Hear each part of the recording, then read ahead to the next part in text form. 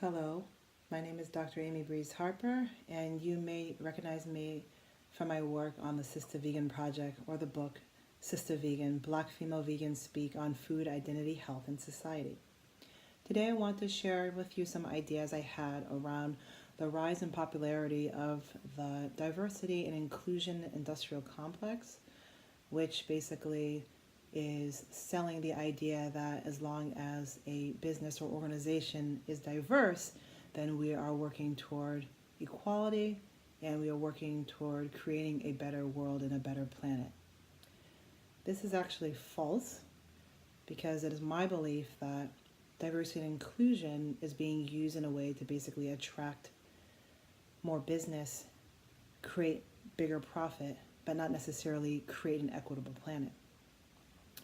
And by default, when you're trying to make money in a capitalist economy, you can't have an equitable planet because capitalism is contingent upon exploiting people, especially along the lines of race, class, and gender. So by default, most companies and organizations can really go to a certain point before they'll start divesting in themselves and lose money if they want to actually go toward equity, which is what a just planet needs, not diversity, because you can have a place like the United States, which is filled with diversity, but it's not equitable. So on that, I noticed that there's so many woke businesses that are happy to quote Angela Davis, Dr. Martin Luther King Jr., and even Bell Hooks, in order to kind of show this fall or cosmetic diversity commitment to diversity inclusion and show this type of wokeness around intersectionality. And this is very recent. But it's all mostly just smoke and mirrors. Davis and King Hooks' focus on equity is rooted in dismantling capitalism as well as, of course, racism, sexism, the military-industrial complex, neoliberalism, and the prison industrial complex, to name a few. But I was thinking how there are so many new positions that I see being posted on job boards focusing on diversity, diversity management, sometimes inclusion and diversity put together. And a lot of these positions are opening up throughout the United States, but in particular, a lot in the San Francisco Bay Area where I do live. And you see more because there's more reports that have come out to really show that things are not really changing for the better in terms of workplace culture and climate. So truth be told, none of these businesses would actually hire a Bell Hooks, an Angela Davis, or a Dr. Martin Luther King Jr. And why? Because by default, these three people, they're frameworks. They're against the capitalist and neoliberal frameworks embedded in the business cultures of Silicon Valley and Fortune 500, really the startup culture. They're against these things that are embedded in the companies that keep them profitable and afloat. So Davis and King and Hooks, they're troublemakers to capitalism, and Silicon Valley can never actually invest in equity, the missing and necessary parts to diversity and inclusion, because that would mean to divest in capitalism. So ask yourself, what would Google, Facebook, Dropbox, Instagram, Instacart, Blue Apron, Amazon, Twitter, what would they look like if they were to implement a Hooks, King, Davis equity and inclusion plan after hiring a candidate or a team who supports such a model? I think the business would not look like anything because it would have to cease to exist. It would have to divest into itself to create equity and justice. Their mere existence is the opposites of a King Hooks Davis model of inclusion and equity. It would be an oxymoron. The strategic uses and misuses of Black activists like Dr. King, Davis, Bell Hooks, even Rosa Parks, they're examples of how these can be used to exonerate neoliberal, mostly white, capitalist-led businesses from the equity part of diversity and inclusion. And it's employed by quote-unquote fall woke baby boomers through millennials who represent the leadership of wealthy and powerful companies.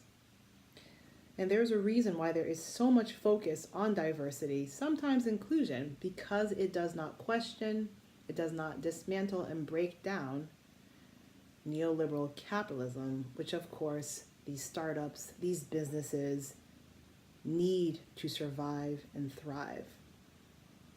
Notice the language. There is so much emphasis on diversity in tandem with social impact. You don't hear inclusion and equity, especially equity, as much, and social justice together. You cannot have social justice and equity in tandem with these type of businesses in a capitalist economy. So in a nutshell, or what I conclude is, there is a rise in popularity in addressing the quote-unquote diversity issue in the United States. However, it is cosmetic, and the way it's addressed now, because there's only really just the focus on diversity, how do we put together employees, staff that are all different externally, maybe some of their identities, sexual orientation, ability, but still uphold neoliberal capitalism? How can we do that? How can we do that while at the same time pretending that we are totally in support of people like Angela Davis, Bell Hooks, Martin Luther King Jr., by posting quotes up throughout the office, by talking about how diversity is so important to us, and then reaching out to the quotes of these people? This is cosmetic diversity, and the conundrum for many, including myself, is what is the alternative? How does someone engage in diversity and inclusion in a way that goes beyond cosmetic diversity, goes beyond social impact, and goes into the realm of equity and social justice without actually becoming a threat, without being a troublemaker to capitalism and being a troublemaker to the wallets and the bank accounts of these startups, the Fortune 500, who make these claims that often seem very oxymoronic. I'm Dr. Amy Brees Harper. Thank you for listening, and if you like what you hear, you can follow me on my blog, sistavegan.com, or this Facebook page. I'm also offering a webinar lecture. It's a micro webinar lecture online, May 14th, 2019. And you can click on that link to learn more about it. It's called Corner Store Cigars and Artisanal Vegan Cheese. And it really looks at how vegan commodity culture and the meanings behind particular commodities, how and what they can tell us about racial power dynamics and animal advocacy, and just in the United States and beyond, and how that relates to challenges and diversity, equity, inclusion in many organizations and businesses who promote vegan commodities as cruelty-free, yet they themselves struggle with even creating an inclusive and equitable workplace culture, because in all honesty, they have to figure out what to divest and invest in a very restrictive neoliberal capitalist economy, like I said earlier, that really banks on systemic racism, systemic sexism, the military-industrial complex, the police-industrial complex, and the prison-industrial complex, all of these complexes. So what does that mean? And as the mainstream buyer of vegan commodities, in which mainstream buyers apply particular meanings to these commodities as cruelty-free, how can that tell us more about racial, class, gender, power dynamics in the United States? What about a black man holding a cigar, such as Michael Brown, makes it okay for the police to engage in a preemptive strike, versus if he had been holding artisanal vegan cheese, which by many mainstream vegans and those who are not, are more markers towards civilized whiteness than a corner store cigar. Thank you, and if you have any comments or questions, I'd love to hear.